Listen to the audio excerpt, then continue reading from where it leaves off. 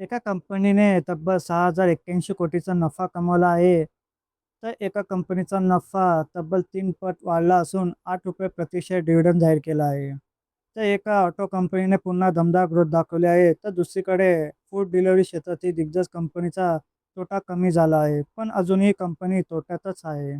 मित्रांनो, आजच्या व्हिडिओमध्ये आपण Swiggy, Bajaj finance, Vedanta aluminium आणि महिंद्रा अँड महिंद्रा यांच्या क्वार्टर वन रिझल्टचे संपूर्ण विश्लेषण करणार आहोत. कोणत्या कंपनीने मार्केटला सरप्राईज दिला, तर कोणत्या स्टॉकमध्ये पुढील ट्रेडिंग सेशनमध्ये मोठी हालचाल होऊ शकते. चला सुरुवात करूया. नमस्कार मित्रांनो, बाजार तडकामध्ये आपलं मनापासून स्वागत आहे. दररोजप्रमाणे आजही आपण क्वार्टर वनमधील सर्वात मोठ्या आणि महत्त्वाच्या बातम्या घेऊन आलो आहोत. म्हणून व्हिडिओ शेवटपर्यंत नक्की बघा. सर्वप्रथम पाहूया बजाज फायनान्सचा क्वार्टर वन निकाल. बजाज फायनान्सने पुन्हा एकदा दमदार निकाल जाहीर केले आहे. तर कंपनीचा कन्सोलिडेटेड फायनान्शियल रिझल्ट पाहिला तर यावर्षी रेव्हेन्यू 20,512 कोटी इतका आला आणि मागील वर्षी 17,144 कोटी इतका होता आणि तिमाहीत 19,178 कोटी इतका आला. क्वार्टरली आणि इयरली कंपनीच्या रेव्हेन्यूमध्ये चांगलीच वाढ आहे. तसंच कंपनीचा खर्च पाहिला तर यावर्षी 15,022 कोटी इतका आला आणि मागील वर्षी 13,009 कोटी इतका होता आणि तिमाहीत 14,206 कोटी इतका होता. त्याचबरोबर कंपनीचा नेट प्रॉफिट पाहिला तर यावर्षी 6,080 कोटी इतका आला आणि मागील वर्षी 4,765 कोटी इतका होता आणि तिमाहीत 5,553 कोटी इतका होता.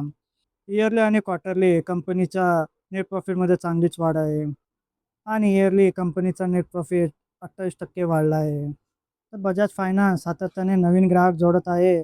स्ट्रॉंग असेट क्वालिटी आणि स्टेबल ग्रोथमुळे एन-बी-एफ-सी सेक्टरमधील ही सर्वात मजबूत कंपन्यांपैकी एक मानली जाते. लाँग टर्म इन्व्हेस्टरसाठी हा निकाल सकारात्मक मानला जातो. आता पाहूया वेदांता अॅल्युमिनियमचा जबरदस्त निकाल. तर वेदांता अॅल्युमिनियमने क्वार्टर वनमध्ये शानदार कामगिरी केली आहे. तर कंपनीचा कन्सोलिडेटेड फायनान्शियल रिझल्ट पाहिला तर रेव्हेन्यू यावर्षी 21,105 कोटी इतका आला आणि मागील वर्षी 14,557 कोटी इतका होता आणि तिमाहीत 18,753 कोटी इतका होता.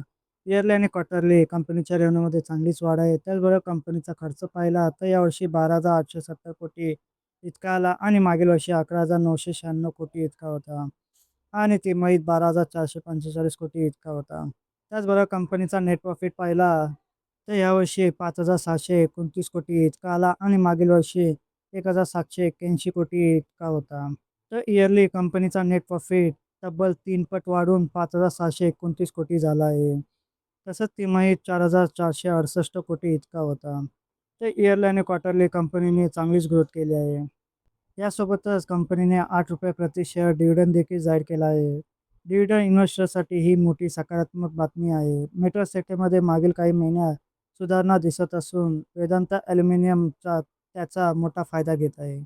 आता ऑटो सेक्टरमधील मोठ्या कंपनीचा निकाल म्हणजे महिंद्रा अँड महिंद्राचे मजबूत क्वार्टर वन रिझल्ट जाहीर झाले आहे.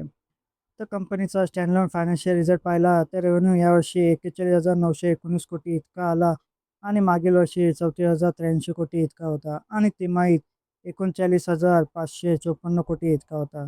इयरली आणि क्वार्टरली कंपनीची रेव्हेन्यूमध्ये चांगलीच वाढ आहे. त्याचबरोबर कंपनीचा खर्च पाहिला तर यावर्षी 37,959 कोटी इतका आला आणि मागील वर्षी 30,403 कोटी इतका होता आणि तिमाहीत 35,363 कोटी इतका होता. त्याचबरोबर कंपनीचा नेट प्रॉफिट पाहिला तर यावर्षी 3,785 कोटी इतका आला आणि मागील वर्षी 3,449 कोटी इतका होता आणि क्वार्टरली 3,737 कोटी इतका होता. तर कंपनीचा नेट प्रॉफिट 7% वाढला आहे. त्याचबरोबर इलेक्ट्रिक व्हेकलमध्ये महिंद्राने मोठी गुंतवणूक करत आहे. ऑटो सेक्टरमध्ये एम-आय-एम अजूनही मजबूत ग्रोथ स्टोरी म्हणून पाहिली जाते. आता फूड डिलिव्हरी सेक्टरकडे वळूया. तर स्विगीनेही क्वार्टर वन फायनान्शियल 27चे रिझल्ट जाहीर केले आहेत. तर कंपनीचा कन्सोलिडेटेड फायनान्शियल रिझल्ट पाहिला तर रेव्हेन्यू यावर्षी 6,812 कोटी इतका आला आणि मागील वर्षी 4,961 कोटी इतका होता आणि तिमाही 6,383 कोटी इतका होता.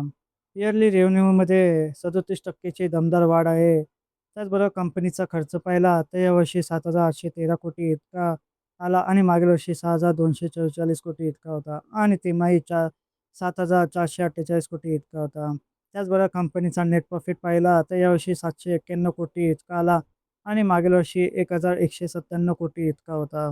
इयरली कंपनीचा नेट लॉस होऊन 791 कोटी झाला आहे.